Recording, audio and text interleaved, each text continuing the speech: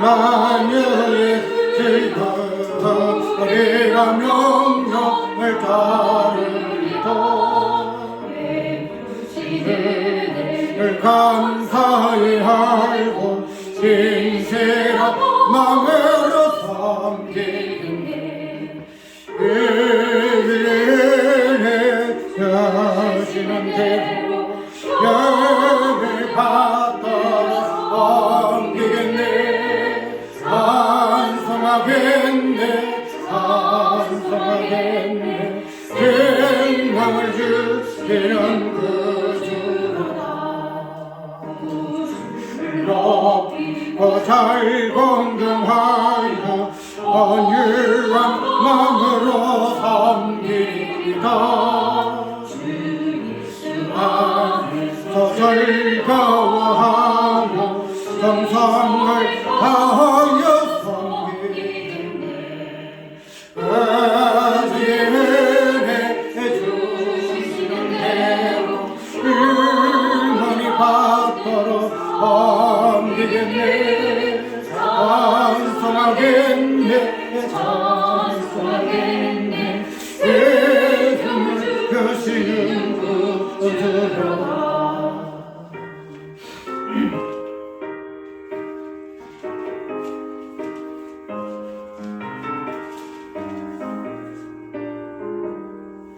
예수를 믿고 늘 사랑하여 참 기쁜 마음으로 섬기리다.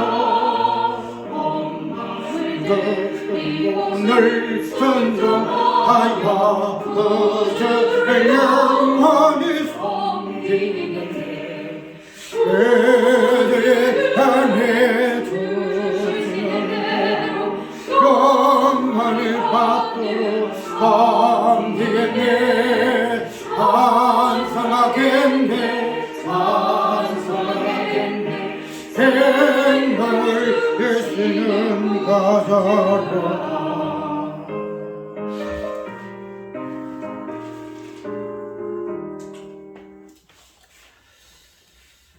예배는 로마서 1장 1절 간단하게 예수 그리스도 종 바울은 사도로 부르심을 받고 복음을 위하여 택정함을 입었으니, 이절에 이 복음을 위하여 선절로 말미암아 아들에 관하여 성경에 약속하신 것으로 이렇게 표현하고 있죠. 그래서 오늘 사도와 복음이라 하는 간단한 그 내용을 오늘 본문의 의지에서 한번 살펴볼까 그래요. 저번에 우리가 로마서를 잠깐 강의할 이 부분을 가지고 전체적인 부분에서 한번 살펴봤죠. 설교는 나도 잘 안 잊어먹는데 설교 듣는 사람 잘 잊어먹어. 이 본문을 기억나요? 예수 그리스도의 종은 7장까지는 제종으로서, 그 다음에 8장에서 16장까지는 의예종으로서, 그래서 단순하게 그냥 종의 개념이 아니고 서론적으로 너 예수 그리스도의 종이다 하는 그런 종의 관점을 떠나서 그 종의 개념이 7장에서의 어떻게 제종으로서, 그 다음에 8장에 넘어서 의예종으로서의 사도 바울의 그 모습을 자신의 어떤 모습을 통하여 보여주는 것으로 종의 개념이다 하는 부분을 이야기를 했지요. 그런 부분을 이야기한 부분이 있어서 오늘 왜 일장을 가지고 사도와 복음이라는 부분을 이야기하고 있는가 하면은 그 사도에 대해서의 바울이가 어떻게 표현하고 있고, 그런 복음에 대해서는 어떻게 표현하고 있는가 하는 부분이 오전에 그 설교의 어떤 부분들로 연결해서 사도 바울의 그 어떤 입장, 사도 바울이가 하나님 아들, 그 다음에 그리스도라는 개념을 통해서 자기 자신의 어떤 관점에서 해석하지 아니하고 어떻게 몸된 교회를 통해서 자기 자신의 모든 것을 해석했다는 것이 우리가 성경을 보아야 할, 그 다음에 성경을 해석하고 그 적용해야 할 근본적인, 쉽게 말하면 기초예요. 거기에 우리가 이때까지 성경을 볼 때는 나를 위해서 보잖아요. 왜냐 우리가 성경을 보는 주체도 나고 그 다음에 그 성경을 해석하고 이 과연 성경이 무엇을 말하는가 하는 부분을 내가 어떻게 살아야 하는 것도 주체도 나고 그래서 그 나라는 관점에서 성경을 보고 해석하고 적용하고 있기 때문에 그런 것들이 중심으로 해서 성경은 해석이 되어지거든요. 그런데 과연 성경은 나라는 어떤 그 정체성으로서부터 모든 것들을 해석이 되어지고 그 다음에 적용이 되어지는 하는 부분을 보게 되게 되면은 1차적으로 그 나라는 개념이 한 사람, 나 개인 한 사람이 아니고 예수 그리스도라는 그 한 사람이라는 그 개념 속에서 나의 어떤 그 정체성을 우리가 이해한다 하면은 뭐 올바른 거죠. 그게 맞아요. 그런데 그렇지 않다는 거죠. 나라는 개념을 예수 그리스도의 그 한 사람, 단 한 사람이라는 그런 관점에서 나라는 것을 위해서면은 그것이 올바른 성경을 보는 그 나에 대한 해석이고 그 다음에 성경을 보는 관점을 연결시키는 그런 부분이 되겠는데 단 한 사람 예수의 부분은 아니고 그걸 적게놓고 나라는 한 사람으로서 성경을 보고 해석하고 적용하고 있기 때문에 문제가 생겼더라. 그런데 오늘 참 그 사도 바울이라는 인물, 특별히 복음을 위해서 하나님께서 택한 그러한 사도 바울이라는 그 사람이라는 그 입장을 통해서 살펴볼 것 같으면은 단순하게 사도 바울이가 그렇게 자기 자신을 정리한 이 부분에서 우리는 무엇을 볼 것인가? 사도 바울이야 하나님께서 택하신 그릇이고 또 그런 부분에서 예정하신 부분이 강하기 때문에 사도 바울은 우리는 다르다 그렇게 생각할 건 절대 아니다 말이죠. 왜냐하면 사도 바울도 사람이에요. 사도 바울도 저는 율법에 매여가지고 예수를 핍박하던 사람이잖아요. 그런 사람이 왜 이렇게 자기의 그 정체성에서 벗어나서 단 한 사람 예수 그리스도라는 그 정체성에서 몰입하여 모든 성경을 보고 해석하고 적용 해석과 하는 부분을 보게 되면은 단 한 사람 사도 바울의 입장이 아니다는 거죠. 사도 바울의 입장이 어느 우리의 입장 같으면은 그런 부분에서 사도 바울이가 성경을 어떻게 해석을 하고 그 부분을 어떻게 이야기하고 있는가 하는 부분을 살펴봐야 할 그 당위성이 있다는 거예요. 내가 왜 자꾸 오늘 이 부분들을 강조하는가 하면은 언약이라는 이 부분을 설교하는 사람들이 그 부분에 대해서 성경을 볼 때에 굉장히 우리 인간들, 사람들을 딱 중심에 놓고 그것을 해석을 해요. 그 사람의 어떤 인간의 그 본질, 그 다음에 그 심리, 그 다음에 그 행위, 그런 부분들을 분석을 해서 어떻게 해요? 하나님은 그렇지 않다는 식으로 이야기를 하거든요. 저번에 이야기했죠. 그 백발이라는 부분 가지고 그 백발이 무엇인가, 그 다음에 청년이 무엇인가 하는 부분. 일반적으로 백발을 이야기할 때에 우리 사람의 어떤 이야기는 나이 많아, 점잖게 늙은 사람이야, 노신사야, 부럽다, 사람 저렇게 늙어야 해.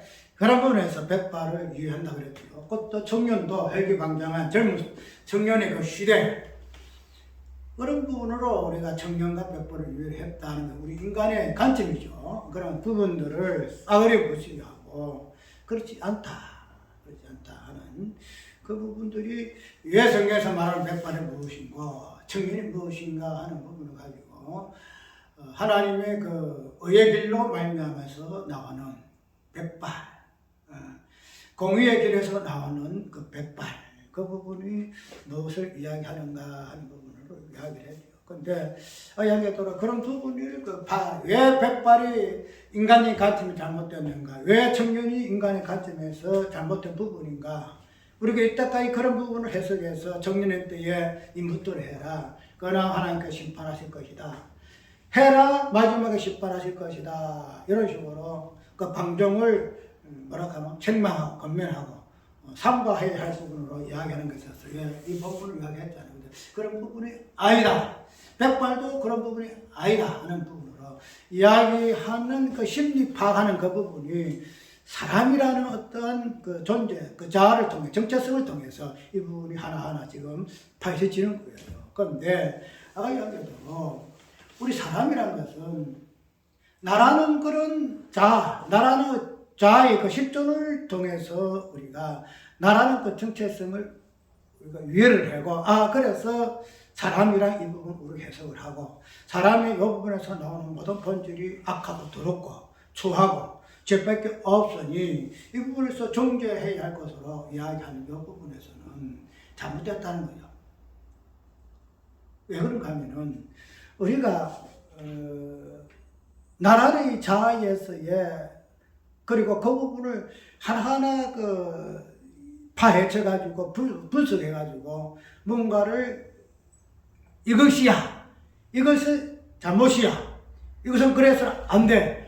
그렇게 해석하게 되게 되면 나라는 존재를 통해서 모든 것들이 해석되어지고 또 그런 것을 반응해서 하나님의 일하심이 드러나지기 때문에 결론적으로 하나님의 그 일하심이라는 이 부분도 나라는 존재 속에서 나오는 다양한 반응에 의한 하나님의 일하심이기 때문에 결론적으로 하나님의 일하심도 뭐예요?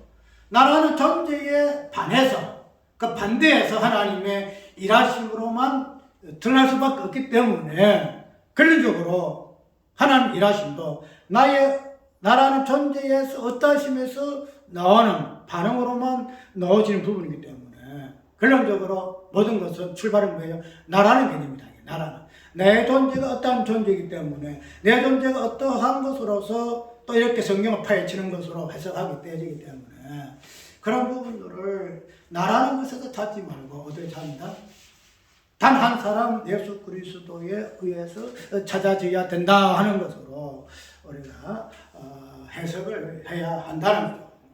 그래서 그렇게 되게 되면 우리가 행하여야 할 이 부분이 나라는 존재를 통해서 그 부분들이 하나하나 분석이 되지 할 것 같으면은 아까 여기도 나라는 존재에서 나오는 모든 것들이 부정되어야 할 부분이야. 맞죠?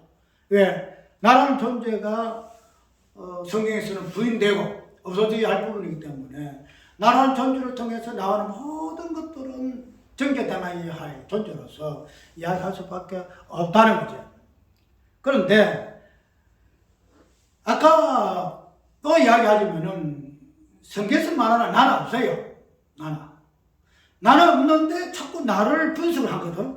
나를 분석. 인간의 분리, 인간의 심리를 분석을 해. 그래서 인간의 심리는 여러 해가지고 여러한 어떠한 결과가 나오시니 이것은 아니야. 이렇게 나온다는 거야.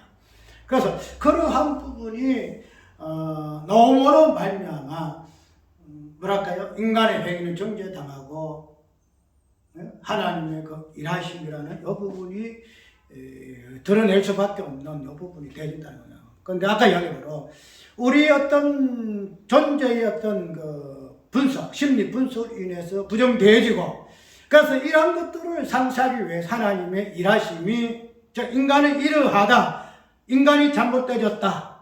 그래서 하나님의 오르심의 일하심이 드러날 수밖에 없다 하는 이 부분은 그 원인이 어디에서 하나님 이렇게 일할 수밖에 없는 이유가 어디 있어요?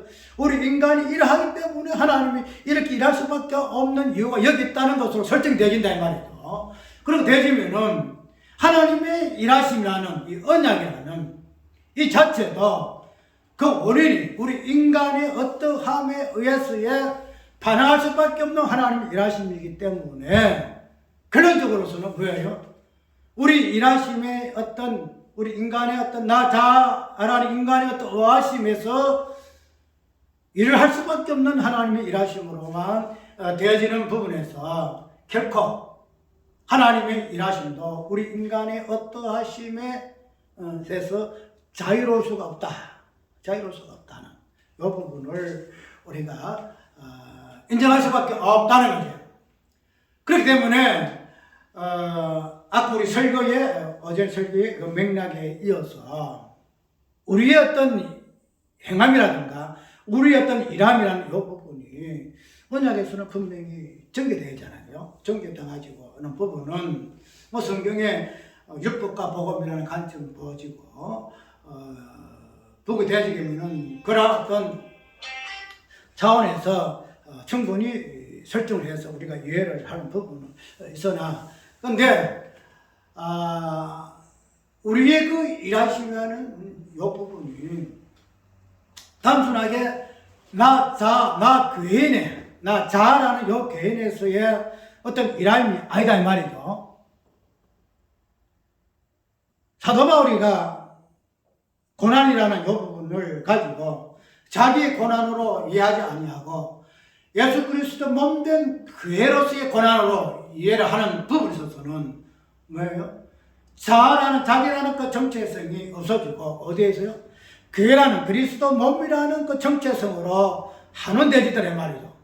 그 자기 자신이 없어진다는 거죠. 그렇기 때문에 자기 자신이 없어짐으로 인해서 자기가 받는 그 고난 자체가 뭐가 돼요?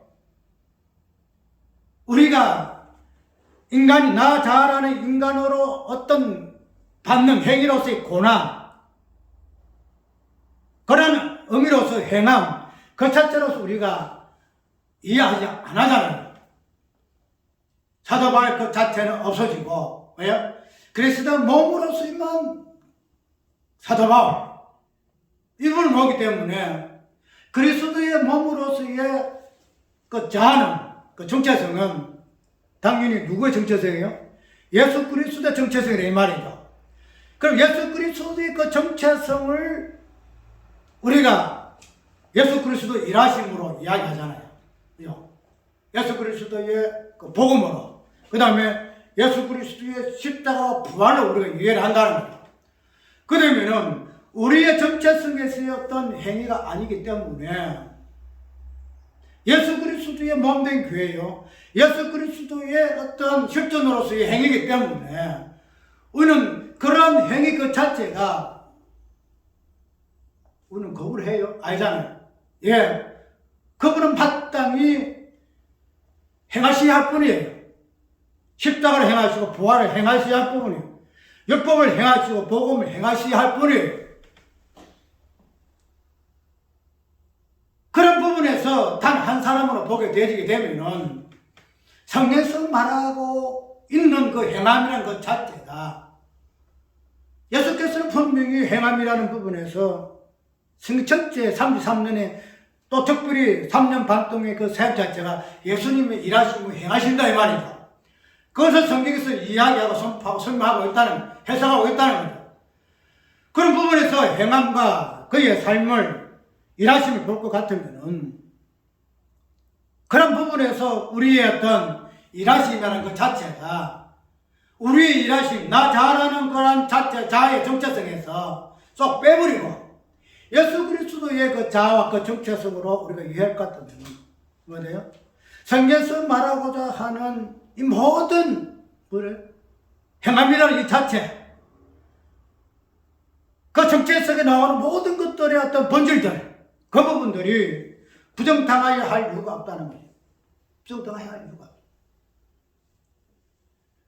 성경에서 말하고는 것은 여기 하잖아. 우리가 참 이거 좀 철학적인 개념들이 많이 들어가요. 이 부분에서 형이성학적 개념들이 형이학적인 개념으로 볼 것 같으면 그냥 사실 현상학적인 부분을 가지고 이것은 이다 간단하지만 형이성학적인 개념이기 때문에 우리가 참 이상적인 개념 가지고 행을 설명하려고 하면 좀 어려워요.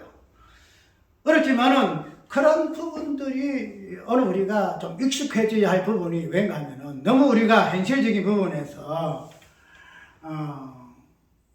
형체를 이해하려고 하는 부분으로 또 그런 부분이 있음으로 해가지고 우리가 모든 것들을 포기할 수밖에 없는, 이건 어려워. 4차원의 세계에서 어떻게 3차원의 세계를 우리가 해석을 해내느냐, 그것을 어떻게 설명해내느냐, 어려워. 그래서 포기하는 부분들이 많이 있었더란 말입니다.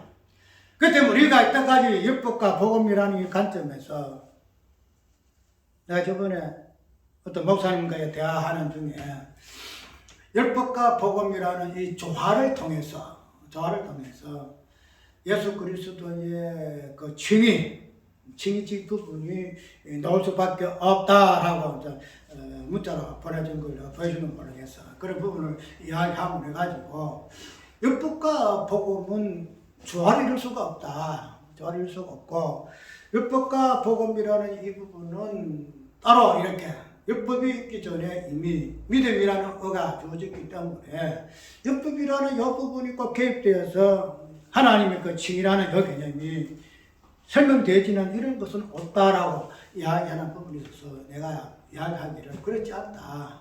율법과 복음이라는 이 부분은 율법이라는 것 자체가 성문화된 율법을 가지고 이야기했더나 분명히 그 말이 맞다. 왜? 아브라함 믿음 오기 전에 율법은 모세로부터 왔거든요. 성문화됐거든. 계명을 받았단 말이에요. 그러면은 믿음보다 뒤에 오는 것이 율법 맞아요. 근데 분명히 뭐가 돼요?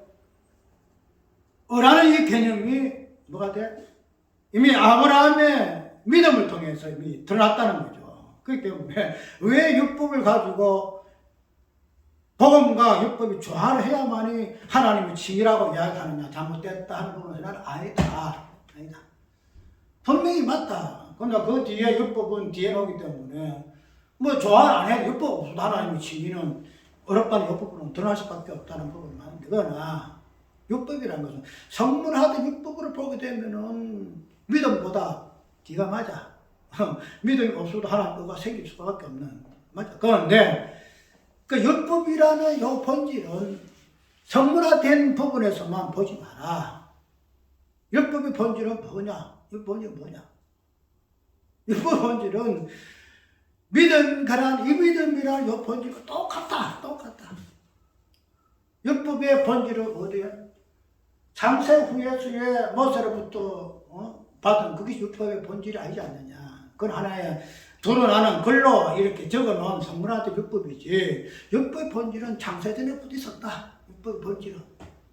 그러면은 율법의 본질이 창세전에 있을 것 같으면 율법이 뒤에 왔기 때문에 믿음의 어가 문제이기 때문에 그 뒤가 율법이 조화를 해야만이 어려워진다는 것 자체가 잘못된 말, 그 자체는 맞지 않다. 왜? 율법은 믿음이라는 율법보다 지금 앞서서 율법이 창세전부터 섰다. 그래서 그러한 율법과 믿음이 조화를 이루어야 한다. 왜? 율법은 하나님 공이기 때문에 그러하다. 하나님 공이기 때문에. 칭의는 하나님의 공의적인 어떤 표현이거든요.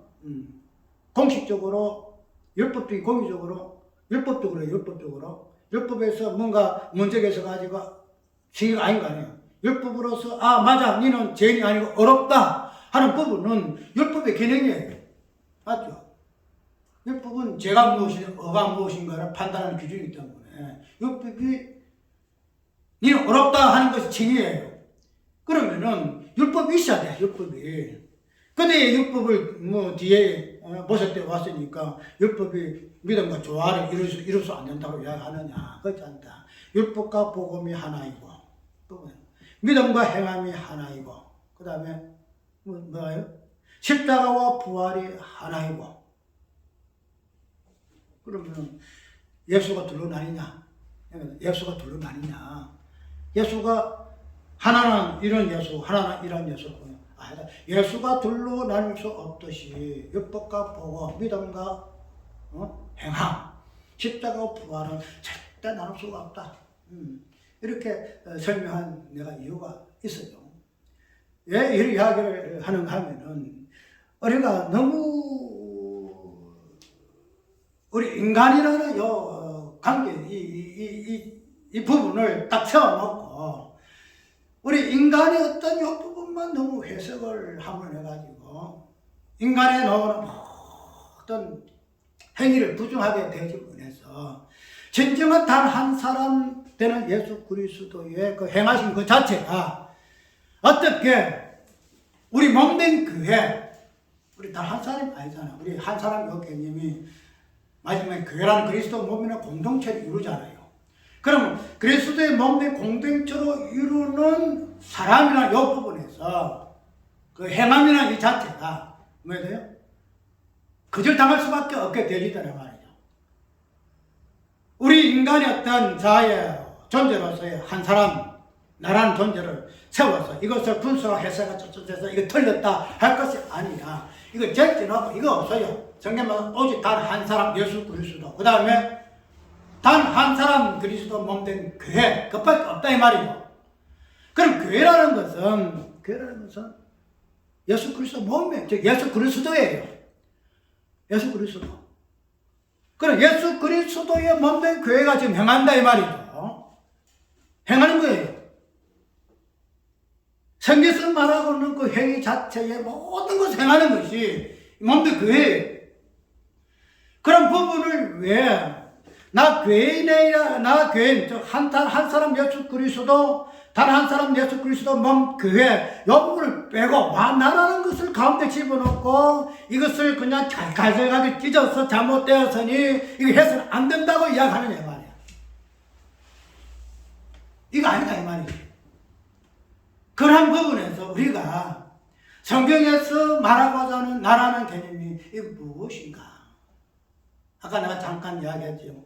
창조전의 그 사건 그 자체 있었던 그 이름, 창조 후에 어떤 세계가 있음으로 인해서 그 부분이 설정되어졌다라고 말한 이유, 이거 논리상으로 이게 어려워요. 이게 자체가 어려워요. 근데 이걸 설명하려면 심하기 때문에 따끔따끔 다음에 할 때 되면은 제가 이거 집어넣어서 한번 설명할 것인데, 어쨌든 우리의 어떤 나라는 이 부분을 해석함으로 인해서 뭐예요? 성경에서 말하는 모든 권면과 교훈에 있어서 그 어떤 요구를 할까 그 부분들이 완전히 깨어지는 이 부분들이 있단 말이죠.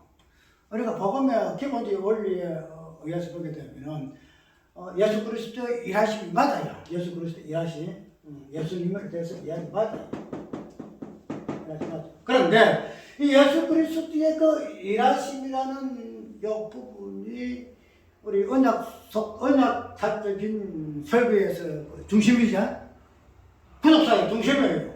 우리 인간의 행위는 다 없고 예수 그리스도의 일하심만 이해하는 그 구속사적인 우리가 때까지 구속이 무엇인가, 언약이 무엇인가, 복음이 무엇인가 하는 부분에서 그 중심 요체가 맞아요. 그건 아까 한 거예요.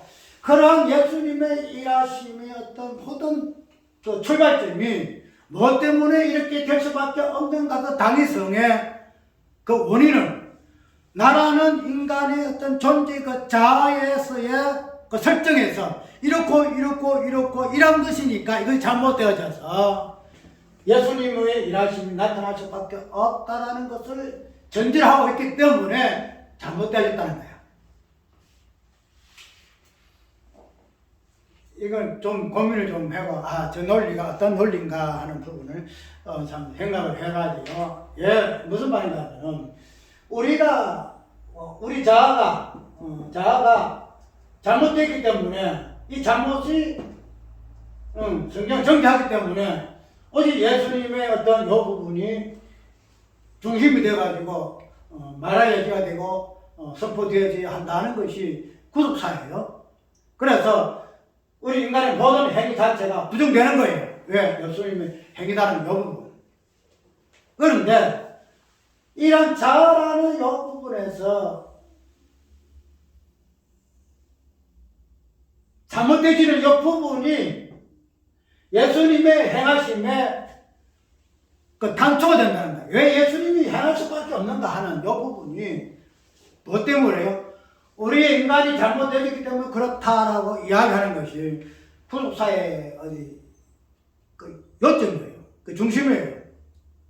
그런데 왜 이게 잘못됐는가 하면은 우리 어떤 자아라는 요 부분이 잘못되어졌기 때문에 예수님이 이렇게 할 수밖에 없다 하는 그분에 인해서 잘못됐다는 거예요. 왜?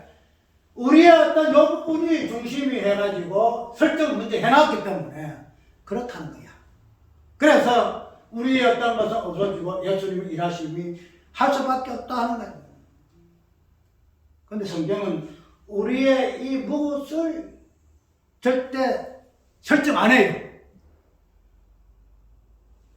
우리가 지금 존재하고 있고 자아가 있지만은 우리의 어떤 자아와 이 존재나 이 개념은 성경에서는 인정 안 해요. 인정 자체. 무슨 말 알아요? 우리가 누가 있고 각자의 어떤 개체로서의 인격이 있잖아요. 인격이 있는데 이런 인격과 자아의 어떤 효실조는 성경에서는 인정 안 한다 이 말이에요. 인정 안 해. 그래서 우리 이번에 목사의 어떤 그 설교를 보게 되면은 이런 이야기도 잠깐 해요. 하나님은 당신의 아들만 예수님과만 말하고 대화를 한다. 일하신다. 그 말 다 정확해요. 맞아요. 그렇기 때문에 우리 인간은 없다는 거지. 그런데 우리 인간이 없는 인간을 자꾸 가운데로 놔놓고 이야기한다는 거야.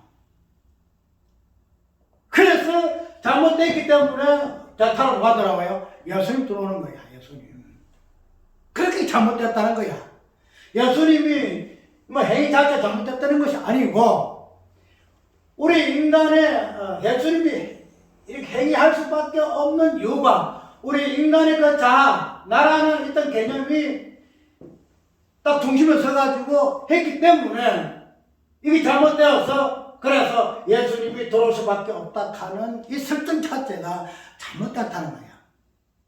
그렇게 되면은 아까 얘기한 나라는 이 개념 자체에 모든 것들이 부정되기 때문에 뭐예요? 근본적으로 나라는 행위 자체가 부정될 수밖에 없는 당연성이 당연해. 맞잖아요. 나 행위 자체가 잘못됐기 때문에 행위가 부정되어지고 그래서 예수님 행위가 드러날 수밖에 없다는 거. 그게 성경에 도수의 원리라고 이야기할 수밖에 없어요. 그런데 행위 잘못되는 이 자체가 나라는 것 자체가 없어요. 나라는 것 자체가. 나라는 것 자체가 없어. 그렇기 때문에 나라는 행위 자체가 없어요. 오직 예수님만이 뭐예요? 예수님 자아만 있다는 거예요. 예수님 자아만. 그런 부분으로 우리가 예수님의 단 한 사람으로서 시작해가지고 예수님의 단 한 사람이 몸인 그의 개념으로 정결되지 한다는 거예요. 그의 개념으로. 이것을 우리는 나라는 개념으로 보통 이야기를 해가지고 그냥 그의 개념으로 끌어가기 때문에 문제가 되어지는 건데 성경에서 말하는 이 나라는 개 자체가 없고 그런데 없는데 나라는 이런 부분을 설정해가지고 잘못되어지기 때문에 예수님이 어떠한 게 있었다는 것 자체가 없음을 설정하는 것으로 인해서 그로 인해서 예수님이 일할 수밖에 없는 것 당위성을 꺼져낸 것으로 인해서 잘못됐다는 거 이유가 여기 있다는 거예요. 그러니까 이거는 없어지고 왜요? 저 예수님이 단 사람 예수님 그 다음에 그의 몸된 교회 이 부분에서 성경에 일하심이라는 예수님의 일하심이라는 이 부분이 일률적으로 계속 끊임없이 굴곡 없이 괴라는 요 개념에서 예수 그리스도의 그 행위가 종결되어야 한다는 거예요. 우리가 교회라는 이 부분을 단순히 교회라는 예수 그리스도의 교회가 뭡니다. 참 에베소 있는 교회라는 어떤 부분에서 화살집 드러내고 이야기를 하는데 근데 아까 얘기대로 교회라는 이 부분은 그리스도의 몸이고 단 한 사람이에요. 사람이에요. 그 사람이라는 이 부분을 우리가 단순하게 교회라는 이 개념 속에서만 교회야 분을 보지 말고 교회는 단 한 사람 예수야. 그의 몸이야. 이 부분을 보게 되면은 뭐야? 사람으로서의 어떤 행위 자체가 정죄되어야 할 이유가 없다는 거야. 그 부분이 안 되기 때문에 교회라는 괴인이라는 어떤 그리스도 몸으로서 사람을 보지 않냐. 나 괴인이라는 몸으로서 사람을 보게 되니까 뭐예요? 그 행위가 정리될 수밖에 없는 것은 성경 논리 맞아. 근데 이러한 것을 전제하는 요 부분이 잘못되어졌다는 거야. 그래서 행위라는 요 부분 자체가 정대되어지고, 우리가 행위라는 것은 우리 삶의 모든 것이잖아. 이 모든 것 자체가 전제당할 수밖에 없는 요 부분들이 교회로서 예수 그리스도의 사람으로서 교회로 행위할 요 부분들이 동일하게 정죄당할 수밖에 없게 되어지더라 이 말이죠. 그래서 오늘 본문을 보게 되어지게 참 설명이 좀 이렇게 길게 된 이유가, 이 처음에 했던 이 설정을 잘못하게 되어지게 되면은 성경의 어떤 전체적인 부분이 꼴 수밖에 없는 그런 상황이다 사실을. 오늘 제목이 사도와 복음인데, 이 사도 바울의 입장을 보게 되어지게 되면은 사도도 오늘 복음서를 로마서를 이야기할 때에 어떻게 해요? 자기의 어떤 그 부르심을 무엇으로 이야기하고 있죠? 사도로 이야기하고 있죠. 아까 오전에 있는 것 같이 바울은 고난을 자체를 자기의 고난으로 이해하지 아니하고 몸된 교회가 받는 고난으로 이해를 한다는 거죠. 근데 아까 이야기하는 그 자체가 다 똑같은 내용이에요. 고난 그 자체야. 고난 그 자체가. 고난 이 자체를 우리는 행위 관점으로 보게 되게 되면은 우리 인간의 행위로서의 고난, 이거는 정죄받죠. 이 고난은 누구 고난이냐 말이죠? 그래서 남은 고난이죠. 그래서 남은 고난이기 때문에 이 부분들이 무엇이요? 몸된 교회의 행위로서 사도 바울의 몸에서 나타난다는 거야. 사도 몸에서. 그렇다면은 아까 했던 대로 이 사도 바울은 자기 개인 없어요. 자기 개인은 없어요. 사도 바울에는 인간이 없어요. 없다 이 말이고. 뭐 하세요? 예수 그리스도의 몸으로서의 사도 바울만 있다는 거예요. 자기 개인으로서의 사도 바울이 있었다 것 같으면은 그 고난 자체가 정죄받아요. 정죄. 왜? 왜 그럴까요? 예수 그리스도밖에 없는 개인인데 자기 자신의 개인으로서 고난을 끌어들이거든. 그렇다면 예수 그리스도의 개인으로서의 이 고난은 없어지고 뭐 돼요? 사도 바울 자기 개인으로서의 고난으로 치부되어지기 때문에 이건 정죄받는 건 확정해요. 이 고난에 적게 모든 행위가 들어있다 이 말이죠. 그러면은 사도 바울이라는 이 부분도 그런 식으로 고난을 해석했다는 거죠. 그럼 우리가 복음서에 로마서 1장 1장 그리스도의 종 바울은 사도로 부르심을 받아라 부분을 우리가 이 부르심을 개념 자체도 무엇으로 해석해요? 사도의 개념으로 우리가 해석을 한다는 사도 바울은 부르심이 우리가 보통 구원의 서정에서의 출발이잖아. 뭐 예정도 있고 뭐 있고 애정도 있고 뭐 성리도 있고 이랬죠. 그런데 보통 이 부르심을 구원의 서정에서 하나로 취급하잖아요. 출발을 시작하잖아요. 하나님을 선택하셨다. 그래도 애정하셨다. 성리하시고 작정하시고 그 다음에 불러섰다. 이렇게 해서 구속 사이에서의 어떤 개념으로 부르심을 이야기하고 있어요. 그런데 사도 바울은 이런 관점에서 자기 어떤 뭐예요?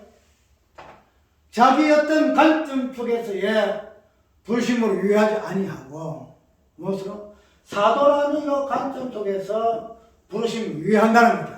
사도라는 관점에서.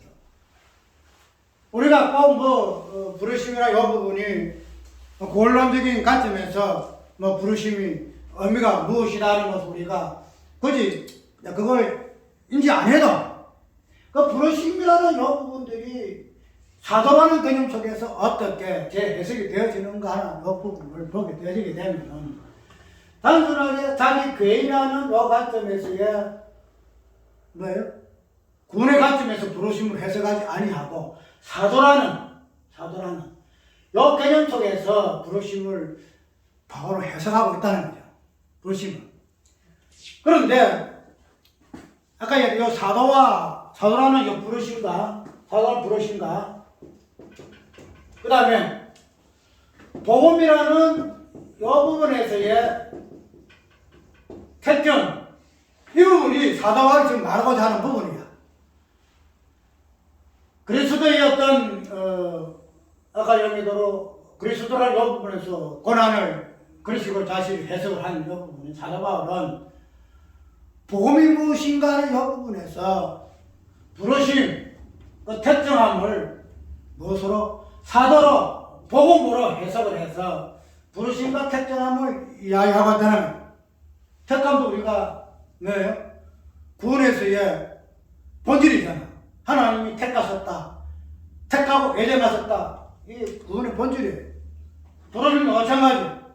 그런 바울은 이러한 자기 개인이라는 이 부분에서 하고 안 하고 떠나서 로마서 전체를 통해서 그 부르심이 무엇인가, 그 특정하신 무엇인가 하는 이 부분을 자기 어떠한 부르심과 특징을 무엇으로 해석하는가, 유의하는가라는 부분을 선포함으로 인해서 로마서에 흐르고 있는 부르심과 택하심의 의미를 좀 설명하고자 하고 있다는 거예요.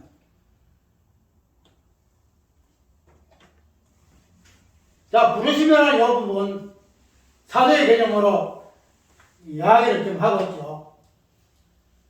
이 사도라는 개념은 뭐예요? 사도는 복음을 드러내기 위해서의 사역에 대한 직분이죠. 사도는 직분이에요. 그 다음에 부르심이 이제 여럿이 나왔다지, 부르심이 사도의 개념 나왔어요. 그 다음에 특정함이나 이 부분은 뭐예요? 특정함은 복음이죠. 복음이에요. 그러면 이 부르심과 특정함이라는 이 개념이 사도와 복음이라는 개념으로 표현되어지고 있는데, 그런데 이런 복음의 어떤 속성이 오늘 뒤에 쭉 보게 되면은 복음은 그 아들에 관하여,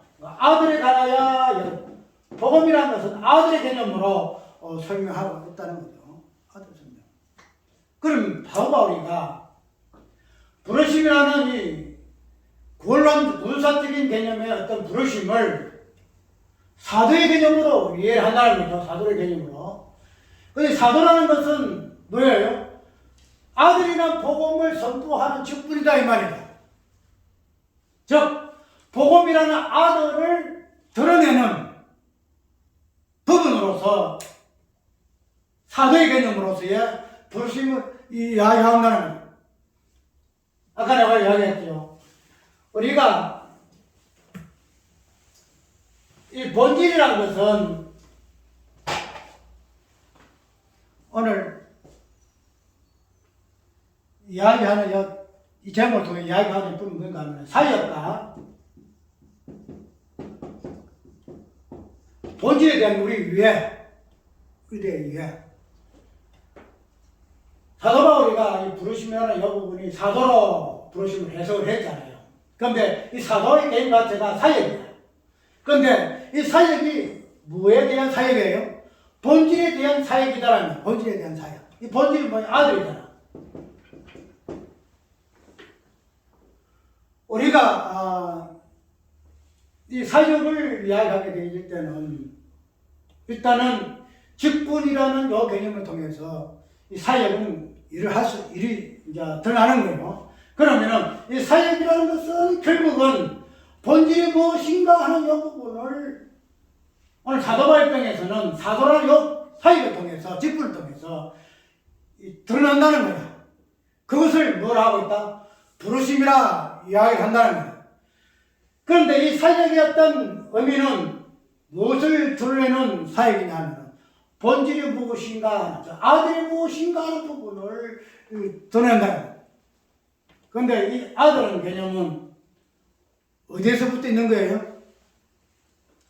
이 사역이라는 사도라는 요 사역은 일차적으로 사도 바울이나 부르심이라는 요 개념 속에서 일차적으로 받은 개념이에요. 그 다음에는 이 아들이라는 요 개념은 본질적인 개념이고, 이 본질적인 개념은 사도라는 부르심이 있기 전에 있는 개념이잖아요. 아들은 이 땅에서 뭐 창세 후에 생의 개념이 아니라네요. 그냥 창세 전에 하나님께서 성자 대심으로 맞는 개념이 된 말이죠. 그러면 그러한 본질적인 개념을 무엇으로 사도 바울은 사도라는 개념 속에서 부르심으로 해석을 지금 해내고 있다는 거예요. 그러니까 아들이라는 개념을 사도의 개념으로 불렀다는 것으로 이야기하는 이유가 뭔가 하면은 아들은 본질적인 부분이 있기 때문에 그 본질적인 부분은 아들을 드러내기 위해서의 그 직분이라는 요 개념이라는 요 부분을 통해서 사역되어지는 부분이 있기 때문에 바울은 이 사도의 개념을 아들의 개념으로, 부르심의 개념으로 설명을 지금 하고 있다 하고 우리가 이해를 하면 된다는 거예요. 아까 잠깐 언급했듯이 우리가 창세 전의 그 내용은 창세 후의 어떤 현상을 확정하기 위해서 뭐 해줬다? 창세 전의 어떤 그 개념이 확정되어졌다라고 이야기를 방금 했죠. 그렇게 되면은 창세 전이냐, 창세 후냐, 과연 무엇이 초자점으로 삼아야 할 것인가 하는 부분을 보게 되면은, 분명히 시간상으로 보게 되면은 우리가 창세 전의 개념이 출발이 맞잖아요. 출발 맞아요. 그래서 그 창세 전에 있던 그런 모든 것들이 창세 후에 어떤 형상과 내용으로 이렇게 막 붙여진다라고 우리가 이야기를 많이 했잖아요. 그런데 우리 예수님의 그 일하심이라는 이 부분을 보게 되게 되면은 하나님의 그 아들이라는 이 개념은 단지 성자되면 왜요? 우리가 하나님의 아들됨을 되기 위해서 저 아들됨에 무엇인가 하는 부분을 이해시키기 위해서, 지금 알게 하기 위해서 뭐였다? 당신이 아들 되셨다 이렇게 해석한다는 거예요. 저 하나님의 성자가 하나님 아들 되었기 때문에 우리가 아들들이 된 것이 아니고, 우리 기존의 개념은 이 개념이 맞아요. 예수께서 하나님의 아들들이 되셨다, 마다 되셨다. 그래서 우리가 하나님의 아들들이 되어졌다. 그 당위성은 이렇게 붙였는데, 그런데 예수님의 그 행위라는 이 땅에 오셔서 당신이 어떠한 삶을 사셨는가 하는 이 부분을 보게 되게 되면은 그 자체가 우리를 하나님의 아들됨을 되기 위해서 당신이 이 땅에 행하셨다는 거야. 그러면은 그 아들됨이라는 이 부분의 행위는 예수님의 그 성자라는 그 실존적인 부분에서, 본질 부분에서 성자됨보다 뭐예요? 우선적이다. 신장으로 창세전은 창세 후의 시간적으로 묵식 개념에서 성자됨은 창세 후의 개념하고는 비교할 수 없겠죠. 시간적으로도 묵식 개념이고 우리는 창세 후의 시간의 개념이기 때문에 그 창세전의 개념하고 창세의 개념은 순수가 창세적인 개념이 맞다 그렇게 이야기하는데, 그 행위라는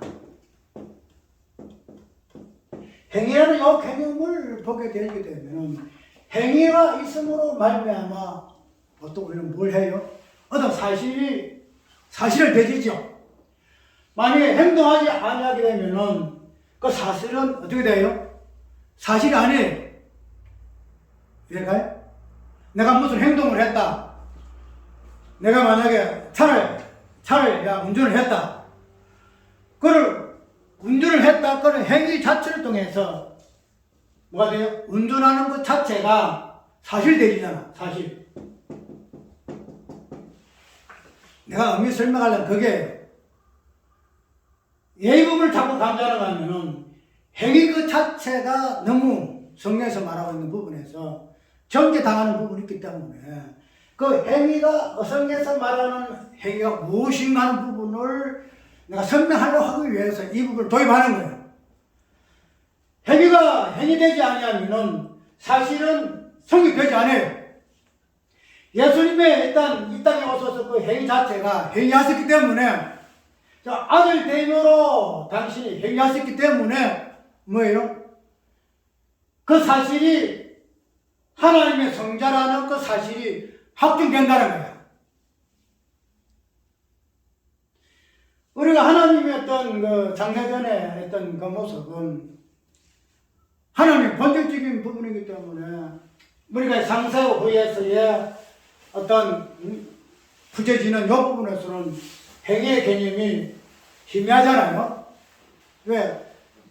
상세적인 개념은 하나님 어떤 행위라기보다도 그냥 본질이에요. 하나님. 그냥 하나님 어떠시면 하나님이 이렇게 행동해서 하는 것보다도 하나님의 어떤 본질의 어떤 부분에서 그러기 때문에 행위할 수밖에 없는 부분이 있다.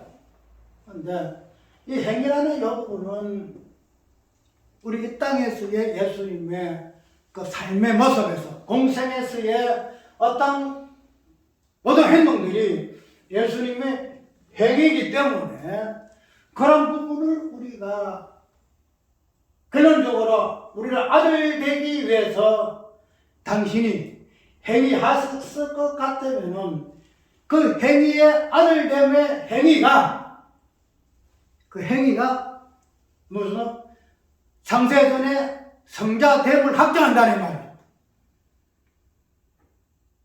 만약에 예수님께서 이 땅에 오셔서 하나님의 아들들 됨의 행위가 없을 것 같으면은 창세전에 성자 하나님의 성자되심이 없다는 거예요. 이해가요? 그만큼 행위가 얼마나 중요한가. 행위 자체가. 우리가 이때까지 나라는 개인을 통해서 행위를 우리가 보았다는 거지. 그런데 성경에서 말하는 나라는 개인은 없어요. 오직 예수 그리스도의 한 사람 그 행위밖에 없다는 거지. 그럼 그 행위가 성자 하나님 아들 되는 그 행위가 이 땅에서 우리를 아들 됨의 행위를 당신이 그렇게 했었기 때문에 우리가 아들 되었기 때문에 그 행위의 사실을 입증하는 사실적인 그 개념이 창세전에 예수께서 아들 됩니다. 성자 됩니다. 예, 안 가요? 예, 가요? 안 가? 그래서 무슨 말이냐면은 행위. 우리가 예수님께서 왜 이 땅에 오신 이유가 뭐예요? 만약에 그냥 예수님께서 상세전에 하나님으로서 존속하게 했어도 누가 그거 가지고 뭐 가타부타 하나님 성부 하나님 된 성자 하나님 된 성부 하나님 된 누가 시비하겠어요? 맞죠? 시비할 이유가 없어. 그런데 그러나 시비하지도 아니하는데도 예수님이 땅에서 행위하셨거든. 그러면은 그 행위라는 그 의미가 왜 행위할 수밖에 없는가? 왜 창조전의 세계가 창세 후의 세계로 나타날 수밖에 없는가 하는 이 부분. 그 부분이 창조전의 사실을 창조 후의 세계를 통해서 행위하셨다는 거. 창조 후의 세계는 예수님 행위잖아요. 그죠? 예수님 일하신 행위예요. 그러면은 창조전의 세계에서만 아까 얘기하고 충분한데 왜 하나님의 대주에 하나님의 천지를 창조하셨다 하는 그 말씀할 이유가 없다는 거야. 없다는 거야. 창조전의 세계로만 만족해. 그런데 그런 성부와 성자의 그 하나님 되심이 창조 후의 세계에서 하나님의 아들 됨이라는 이 부분을 드러내기 위한 어떤 계시로서 창조 후의 세계가 펼쳐졌다라고 우리가 이해를 하면 돼요. 그 때문에 아까 이야기대로 예수님의 그 행위라는 이 사실은 창조 후의 세계에서만이 드러내. 그리고 그런 행위가 창조 전의 어떤 이 부분에서 행위라는 이 부분이 그냥 예수님의 성부와 성자와 성령이라는 관계 속에서 행위를 우리가 이해를 할 수 있지만, 그러나 이 창조 후의 세계에서의 예수님의 행위는 예수께서 공생하시던 33년 동안에 그 행위에서 종을 되는 것이 아니잖아. 어디까지 나와요? 창조 후에 마지막까지 예수 당신의 몸 교회에서도 이 행위라는 개념이 수반되어야 돼요. 그럼 이 부분은 일단적으로 창조 전의 세계에서는 이 부분은 뭐랄까요? 눈에 보이는 행상학적인 부분에서는 불가하잖아요. 성부와 성자와 성령의 본질에서의 어떠하신 행위라는 부분은 그 하나님이라는 속에서 보여지지만은, 그러나 창조 후의 세계에서의 당신의 행위와 그 다음에 그의 몸된 교회가 행동하여야 할 그 행위는 창조 후의 세계에서, 우리의 세계에서, 우리의 몸을 통해서 행위하여야 할 내용이더란 말이에요. 그렇기 때문에 예수님께서 창조 후에, 창조 전의 어떤 그 행위가 창조 후의 세계에서의 나타날 수밖에 없는 그 당위성이 여기 있다 할 수밖에 없다는 거죠. 그러면은 이 부분을 이야기하는 의미는 아까 한 게도 행위라는 요 개념에서 우리가 오해하는 부분들이 성경 전체를 오도하더라. 성경 전체는 인간의 행위만 정죄당하고 어제 예수님의 그 일하심만이 성경이다.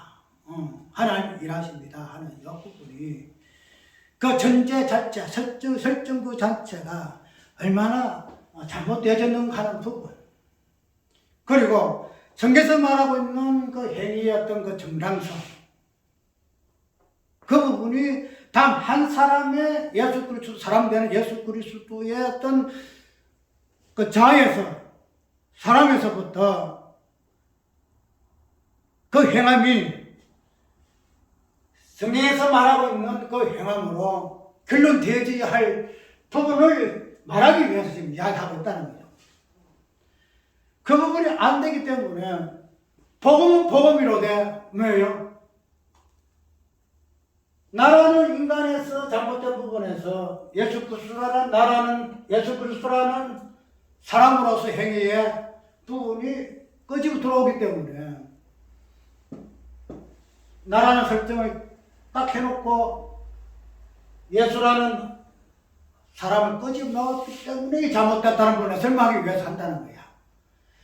나라는 것이 없고 나라는 그 자체를 설정하지 아니고 그냥 단 한 사람 예수 그리스도만 막 설정을 해놓고 행위를 이야기하게 되게 되면은 나라는 이 부분에서 인간을 뭐 세워놓고 심리가 어떻고 뭐가 어떻고 뭐 내가 어찌 보면 저 심리학을 하는 사람이가 철학을 하는 사람이가 분간이 안 가. 뭐 저렇게 인간의 심리가 머리부터 발끝까지 그냥 뭐 홍과 관절과 뭐 골수를 쫙 길러 쪼갠 나들이면은 그런 부분으로 우리가 그냥 이야기해가지고 복잡하게 그렇게 할 이유가 없는데 왜 저렇게 하는 거 싶어서 내가 이야기를 좀 한다는 거예요. 오늘 바울이가 이 부분에서 부르심과 그 특정함 이 부분에서 특정함이라는 이 복음과 특정이라는 이 번역적인 이 부분을 무엇으로 사도라는 이 부르심이라는 이 부분을 가지고 설명하고 있다. 설명하고 있다.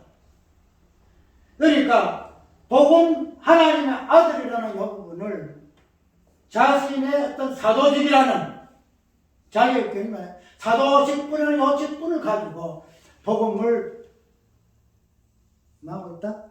부르심이라는 복음의 의미로서 설명하고 있다 하는 거죠. 즉 하나님의 아들이라는 창세전의 이 개념을 창세 후에 사역이 되어지는 사도라는 요 직분을 통해서 창세전에 하나님의 아들의 복음을 설명하는 것으로 뭐하고 있다? 행위하고 있다라고 우리가 이해를 하면 돼요. 행위하고 있다. 오늘 이 사도 바울을 좀 단순하게 그냥 사도 바울이가 참 성경의 입장에서 성경의 의미에서 참 위대한 신학자요, 목회자요, 복음의 비밀을 안 자라 이렇게만 생각하지 말고 이 사도 바울이라는 인물이 이 복음을 대해서 어떻게 이해를 하고 있고, 그 다음에 성경에서 말하고 있는 단 한 사람 예수 그리스도를 어떻게 이해를 하고 있으며 그런 부분을 자기의 어떤 정체성을 넘어서 그리스도의 몸이라는 교회의 관점으로 그리스도와 일치시키는가, 그 부분에서 행위를 어떻게 근거하고 있는가, 근면하고 있는가, 이 부분에서 사도 바울의 그 이해의 폭을 좀 알고 싶다는 거예요. 이 부분만 정확하게 이해하게 되실 것 같으면 우리가 행위 그 자체 나라는 행위가 아니기 때문에 정리할 필요가 없어요. 그 자체가 율법이고 그 자체가 복음이기 때문에 율법에 의해서 우리의 죄인됨이 어떻게 정죄당하는가, 율법에 의해서 우리 복음으로서 우리가 어렵게 되어지는가, 이 부분은 나라는 존재를 통해서는 절대 해석 불가해요. 해석 불가. 왜? 나라는 존재는 없어요. 오직 예수 그리스도라는 단 한 사람만 있기 때문에 그 안에서 어떻게 율법으로 복음으로 이 부분이 해석이 되어지는가 하는 부분, 그 다음에 복음으로서의 어떤 믿음, 율법으로서의 그 행함이 예수 그리스도 안에서 어떻게 하나로 통일되어지는가, 그 부분이 그리스도의 몸된 교회 우리로서 이 부분이 율법과 복음이 어떻게 하나로 통일되지 하는가, 행위와 믿음이 어떻게 통일되지 하는가 하는 부분을 복음적인 어떠한 폭넓은 개념을 통해서 우리가 살펴보아야 한다는 거예요. 그 부분만 정확하게 되어질 것 같으면 우리가 고민할 필요가 없어요. 오늘 사도 바울의 1부 예배와 2부 예배에서 사도 바울이 바라보고 있는 복음이 과연 무엇인가, 그 다음에 하나님의 아들과 그리스도라는 이 개념 속에서 자신이 당하는 이 고난을 어떻게 해석하고 있는가, 로마서 1장을 통해서 사도와 복음을 통해서 부르심과 그 특정함이 어떻게 해석이 되어지고 있는가 하는 부분, 좀 산만한 이런 설명 가운데서라도 어떤 이 부분만 맥을 잡고 이어 붙이고 연결하게 되면은 전체적인 성경의 어떤 의미가 밝혀진다는 거 꼭 기억하기 바라요. 찬송가